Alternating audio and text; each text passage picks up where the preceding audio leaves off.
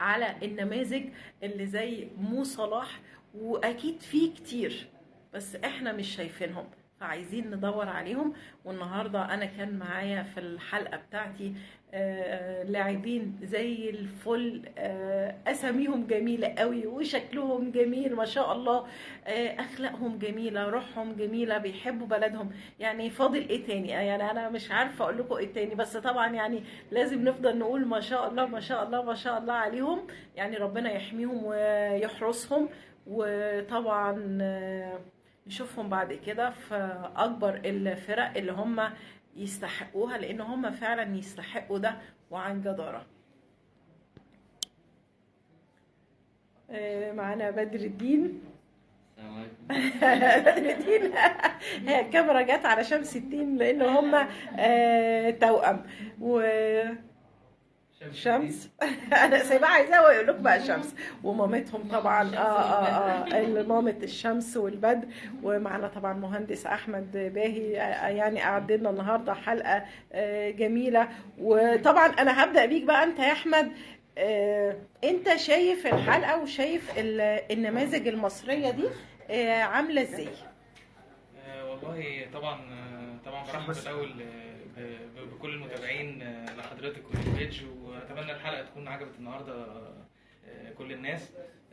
لا طبعا انا شايف الولاد ما شاء الله كويسين، شمس وبدر يمكن حتى مراكزهم مطلوبه في كره القدم المصريه، ان كان باك ليفت او وينج رايت. اعتقد دي مراكز انا كبقى بشكل فني اعتقد ان المنتخب المصري محتاجها. اتمنى يكون في دايما تواصل من المسؤولين عن كرة القدم المصرية، ان هم يتابعوا المواهب اللي موجودة بره، واللي بيكونوا مزدوج الجنسية او معاهم جنسيتين، بحيث ان المواهب دي فعلا احنا بنخسر كتير جدا. يمكن نشوف دول زي المغرب وصلت قبل نهائي كاس العالم باللعيبة اللي زي كده، بيكونوا متربيين في هولندا او في المانيا او في ايطاليا او مش احنا مش محتاجين نخسر مواهب زي دي. بدل ما بنجيب لعيبه من بره ونشتريهم وندفع فلوس وفي الاخر بيسيبونا ويمشوا. بالظبط. في الاول وفي الاخر احنا كل الانديه في الاخر الهدف من الدوري المصري مصلحه المنتخب المصري. محتاجين طبعا. نوصل كاس العالم تاني، محتاجين، مش عايزين يبقى منتخب محمد صلاح بس زي ما انت قلتي في المقدمه. فبالتالي احنا محتاجين نبص على المواهب. منتخبات الشباب لازم تبص على نماذج طبعا محترمه شمس زي دي. الدين وبدر الدين. طبعا. طبعا عايز اسالكم كده سؤال ما لحقناش نساله على الهوا. عندنا برضو توأم ابراهيم حسن وحسام حسن، فبيفكروني برضو بشمس الدين وبدر الدين. ايه رايكم؟ انا يعني رايت وينجر، وطبعا حسام حسن اللي انا بوصله اكتر، وهو كمان فورورد يعني مهاجم. هو بيلد، يعني هو اللي بيفتخر بيه. انا بيفتخر بفتخر بيه. فخور بيه. مثله الاعلى يعني. طبعا.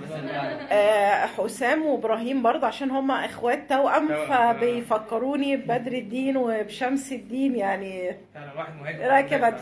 الاثنين يعني حلو خالص في الكورة واحنا بنحبهم، وان هم يعني مع بعض كده بيلعبوا مع بعض حلو خالص زي شمس وانا. ودي ان شاء الله احنا هنبقى كمان كبار زيهم. انا اصريت ان انا اوريهم اللعيبه المصريين بيلعبوا ازاي، وهم مبسوطين جدا بطريقه اللعب بتاعتهم كمان. هم حابين مصر. هم بيحبوا مصر جدا. هم حابين مصر.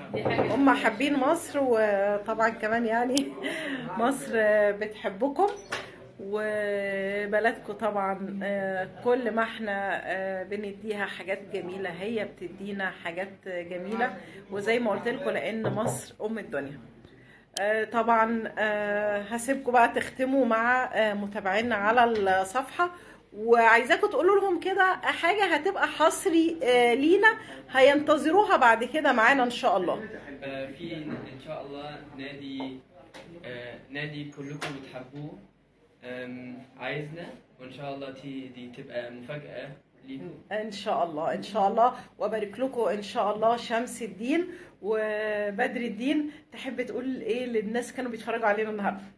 شكرا خالص ان انتوا اتفرجتوا علينا، وان شاء الله تشوفونا علينا يعني ان شاء الله. ان شاء الله ان شاء الله نبارك لهم قريب. وانا هكون اول واحده جايه ببارك لهم ان شاء الله، وانا مبسوطه وسعيده ان هم في بلدهم مصر. اهلا بحضرتك.